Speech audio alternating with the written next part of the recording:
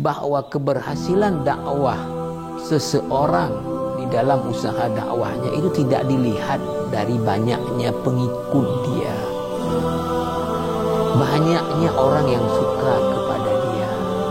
Kalau bahasa sekarang dari media sosial, banyak followers. Ini bukan standar untuk suksesnya sebuah dakwah.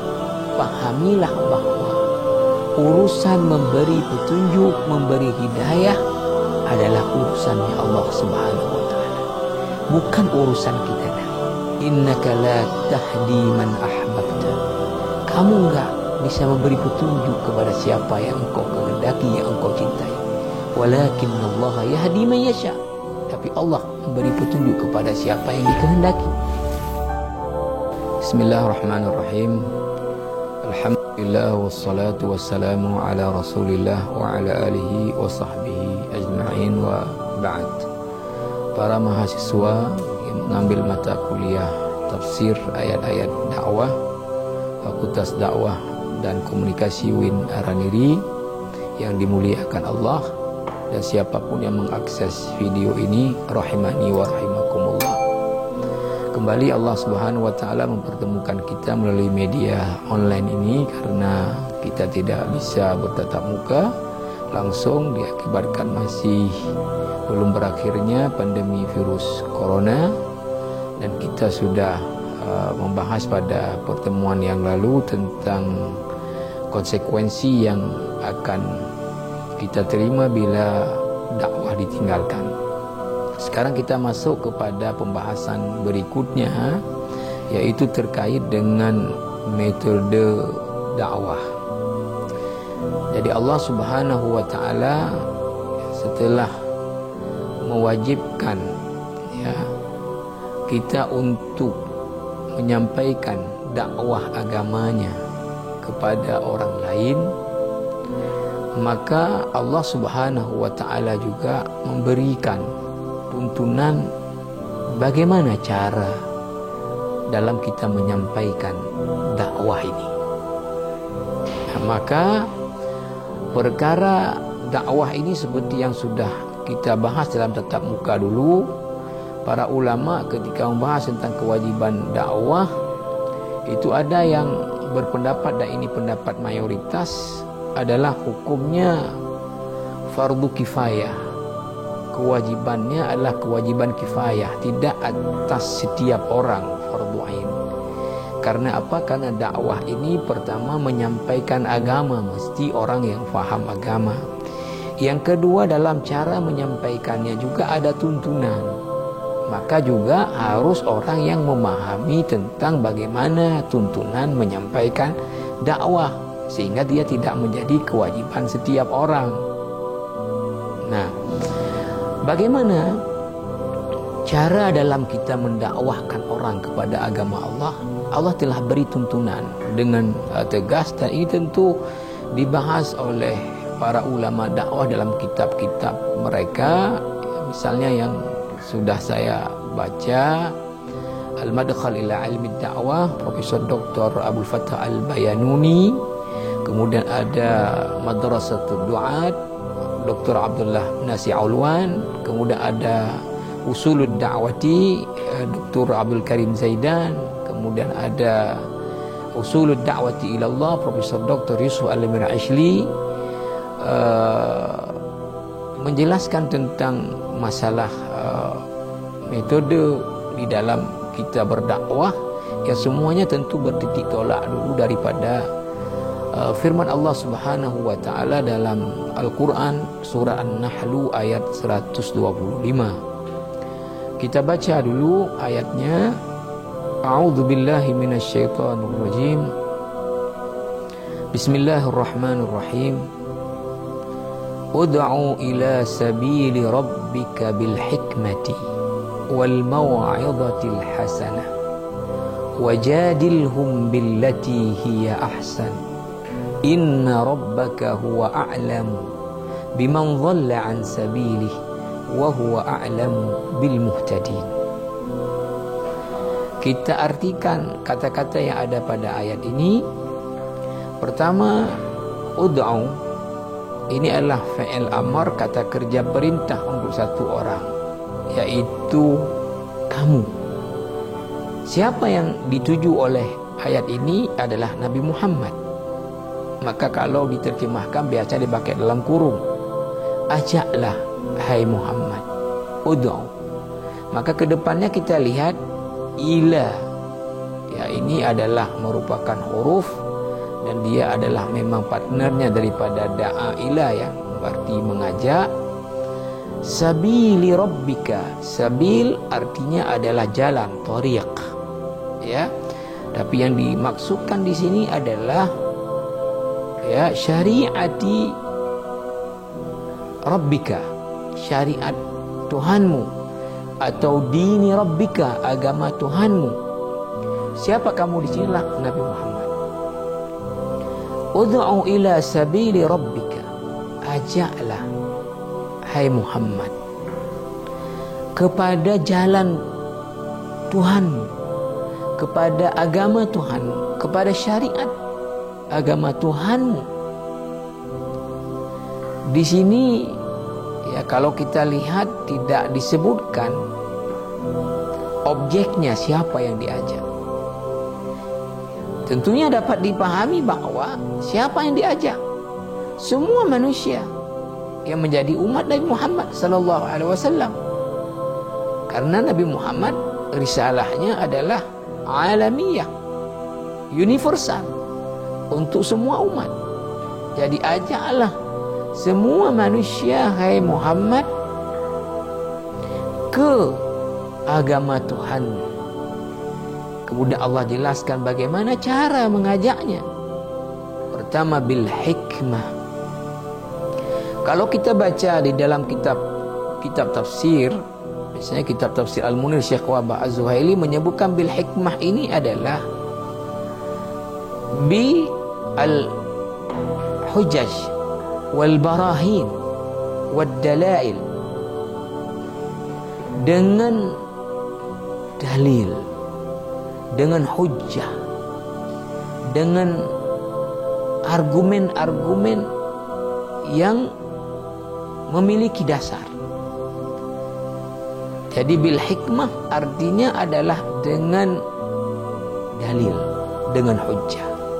Kita mengajak orang untuk ya, mentauhidkan Allah.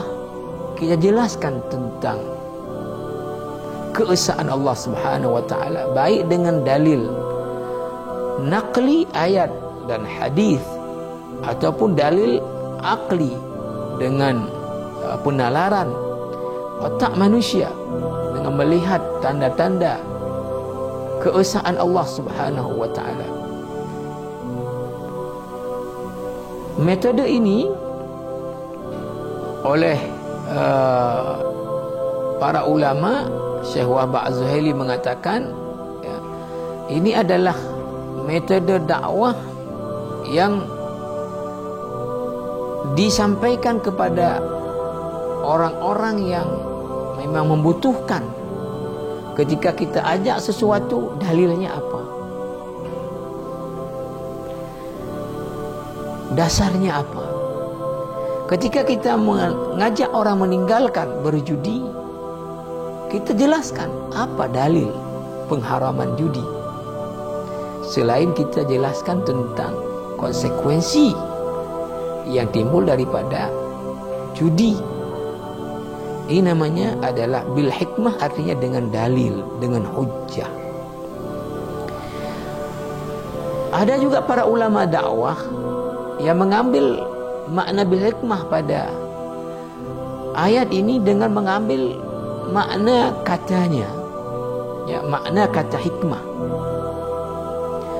Kata hikmah di antara maknanya dalam bahasa Arab adalah menempatkan sesuatu pada tempatnya, wada'u syai'i makanahu. Begitu Dr. Abdul Fattah Al-Bayanuni dalam kitabnya Al-Madkhal ila Ilmi Da'wah lebih cenderung kepada metode dakwah bil hikmah itu adalah metode dakwah yang menggunakan pendekatan menempatkan sesuatu pada tempatnya. artinya dakwah secara bijaksana. Dakwah yang memperhatikan mad'u, objek dakwah. Bagaimana latar belakang mad'u. Lalu kemudian apa materi yang dibutuhkan mereka. Bagaimana bahasa yang bisa dipahami oleh mereka. Bagaimana metode dan pendekatan yang sesuai untuk mereka. Maka ketika orang kemudian mendesain dakwahnya dengan melihat objek dakwah dan menyesuaikan ya dengan tingkatan ilmunya, wawasannya, tingkatan pengetahuannya, latar belakang kehidupannya, ya ini disebut dengan dakwah dengan bil hikmah. Yang kedua adalah metodenya wal mau'izatil hasanah.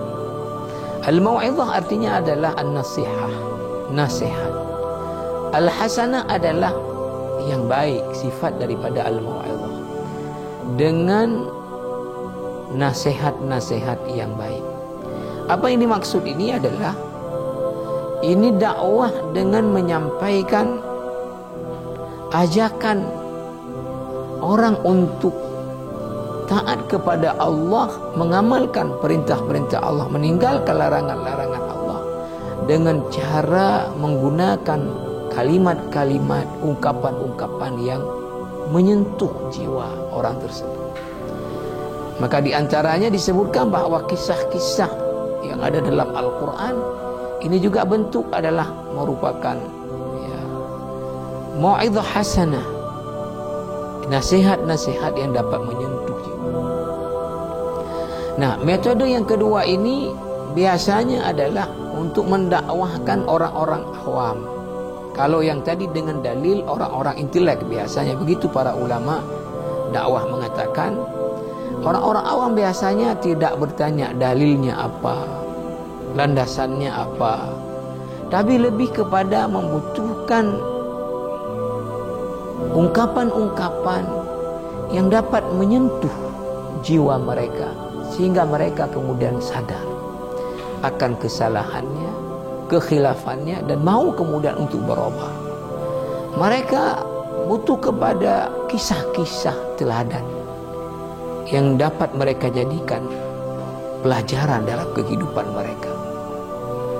Ini dakwah ya, dengan cara menggunakan kalimat-kalimat, ungkapan-ungkapan yang baik yang dapat menyentuh jiwa orang yang kita ajak sehingga dia bisa berubah. Metode yang berikutnya adalah wajadilhum billati hiya ahsan. Dan ini menggunakan fi'il amar, berdebatlah dengan mereka dengan cara yang terbaik. Billati hiya ahsan, bukan baik tapi ahsan, terbaik. Ini maksudnya apa? Kalau kita mengajak orang kepada agama Allah, ini baik tentu berlakunya kepada orang Islam, orang non-Muslim, karena dakwah ini ada dakwah mengajak orang untuk masuk ke dalam agama Islam, yang tentu non-Muslim. Nanti ada dakwah mengajak orang Islam itu sendiri untuk mengamalkan Islam dengan sungguh-sungguh dalam kehidupannya. Maka dhamirhum yang ada pada ayat ini, mereka, berdebatlah kamu Muhammad dengan mereka, ya, tentu ya siapapun ya, kalau Nabi Muhammad tentu orang-orang yang musyrik atau ahlul kitab. Yang utama suka berdebat adalah ahlul kitab. Nah, tapi bagi dai yang sekarang tentu kalau kita dakwah dengan bil hikmah, dalil sudah kita sampaikan, nasihat yang baik sudah kita sampaikan, tapi dia kemudian mengajak kita untuk berdebat, maka Allah memerintahkan untuk berdebatlah yang diperintahkan Nabi Muhammad pada ayat ini kaitannya dengan para da'i selanjutnya seperti apa kita akan jelaskan. Maka berdebatlah dengan cara yang terbaik. Bagaimana cara yang terbaik? Dalam tafsir Al-Munir disebutkan oleh Syekh Wahab Az-Zuhaili adalah dengan kata-kata yang santun, dengan lemah lembut, dengan menghargai lawan bicara kita, tidak memaki-makinya, tidak keras suara, tidak dengan menghinakannya. Kenapa ini yang diperintahkan?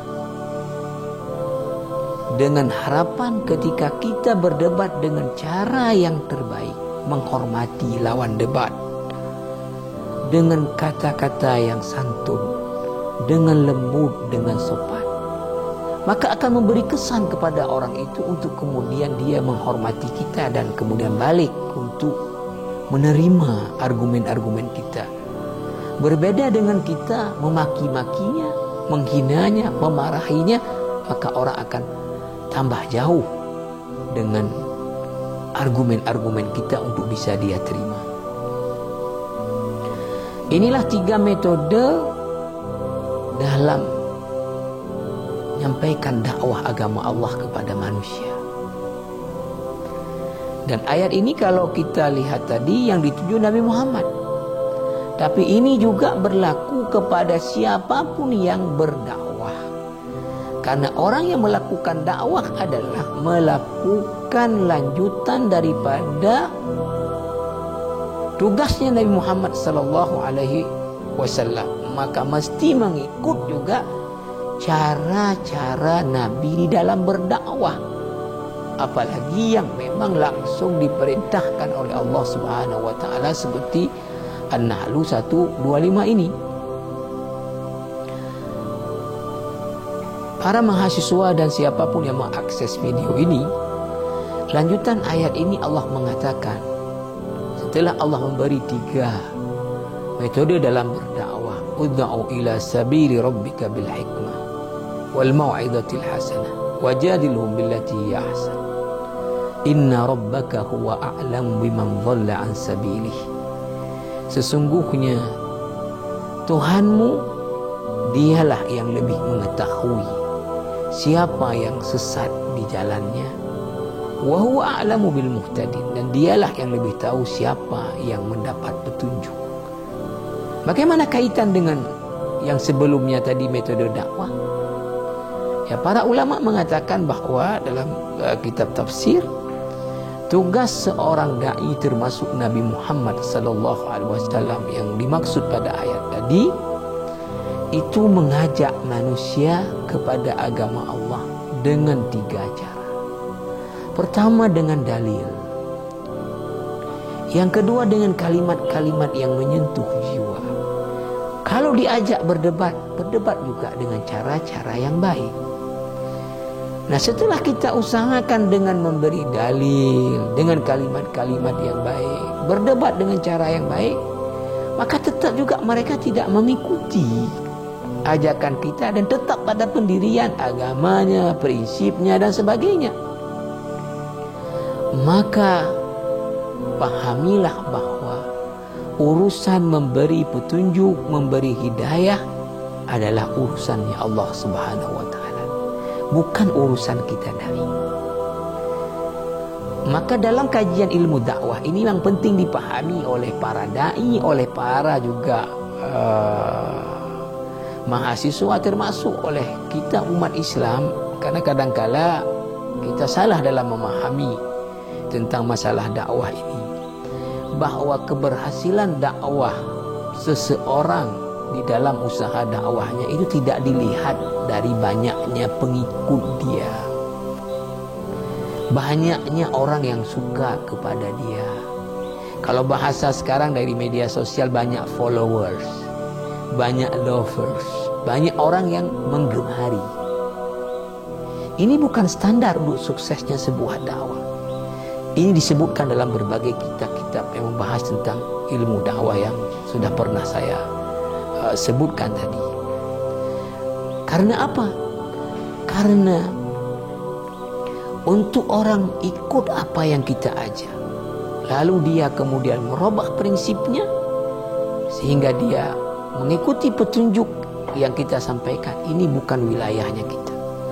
Nabi SAW pernah diingatkan juga oleh Allah Subhanahu Wa Taala ketika ngotot ingin memberi hidayah kepada pamannya Abu Talib.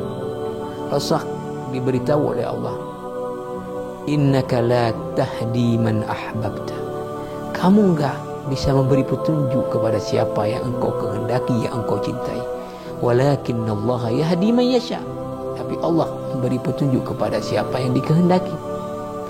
Bahkan Nabi Muhammad diingatkan oleh Allah Subhanahu wa taala, wa ma kana aktsarun nas walau harasta bimu'minin, tidak akan kebanyakan manusia itu, kayak manapun kamu mau, itu menjadi orang-orang yang beriman. Dan kalau kita ikuti sejarah dakwahnya para anbiya, para rasul, dari awal sekali zaman Nabi Nuh alaihissalam sampai ke zaman Nabi Muhammad, bahkan ke sampai zaman kita sekarang ini, maka kalau standar keberhasilan dakwah itu disandarkan kepada banyak pengikut, maka banyak para rasul itu akan disimpulkan oleh para peneliti tentunya gagal dengan dakwahnya. Nabi Nuh 950 tahun berdakwah, hanya beberapa orang yang ikut dan kebanyakan membangkang. Begitu juga Nabi Hud yang mendakwahkan kaum Ad. Begitu Nabi Saleh dalam mendakwahkan kaum Thamud. Begitu Nabi Syuaib dalam mendakwahkan kaum Madian.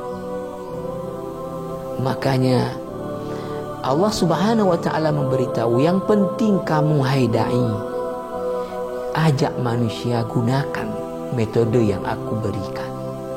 Lalu mereka mau ikut mau enggak ikut, itu bukan tanggung jawabmu, itu bukan kewajibanmu, itu wilayahnya Allah Subhanahu wa taala.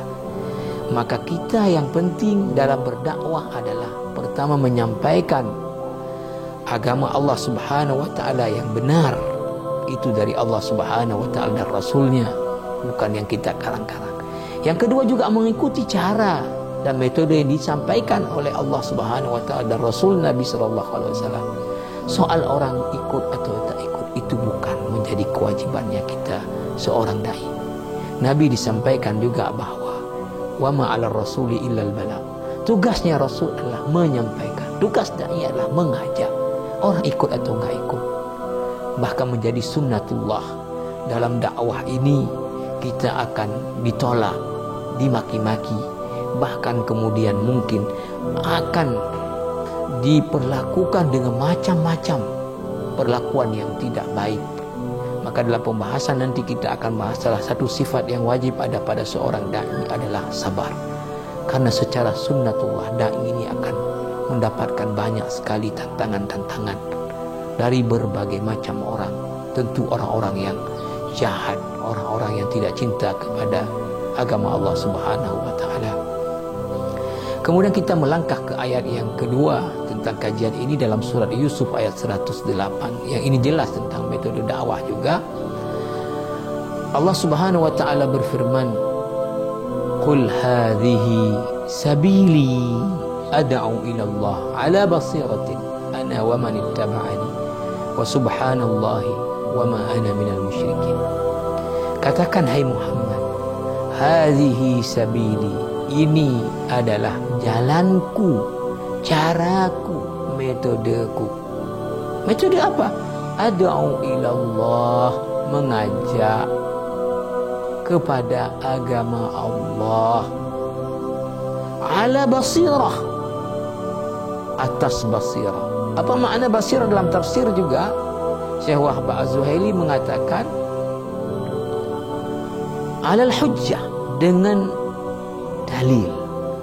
Begitu juga Quraisy Syihab menyebutkan dengan dalil, atau juga ada yang menyebutkan dengan ala yaqin, dengan penuh keyakinan bahwa yang kita ajak itu adalah hak, bahwa mengajak orang adalah perkara yang hak, dan yang kita ajak adalah yang hak, dan kita adalah akan ditolong oleh Allah Subhanahu wa taala bila kita mengajak orang kepada agama Allah.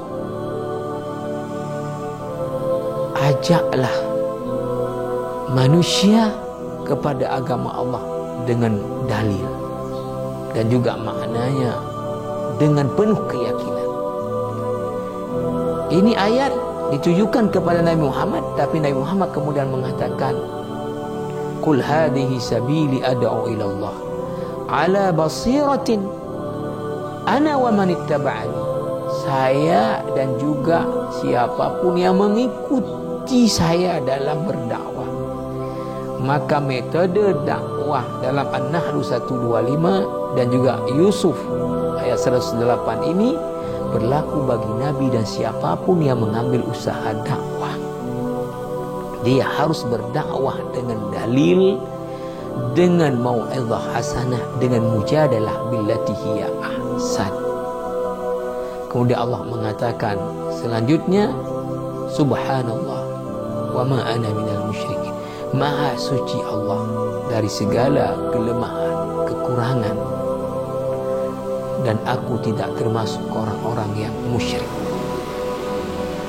Para mahasiswa dan siapapun yang mengakses ini, rahimani wa rahimakumullah, jadi jelas sekali bahwa dalam berdakwah itu kita sudah diberi tuntunan dengan 3 tadi metodenya yang diperkuat juga dengan surat Yusuf, dan ini berlaku bagi semua dai.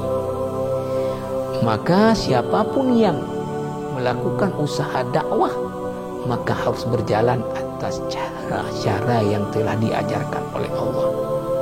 Mohon maaf, tidak dengan cara-cara yang ditempuh oleh sebahagian orang biar banyak followersnya, biar banyak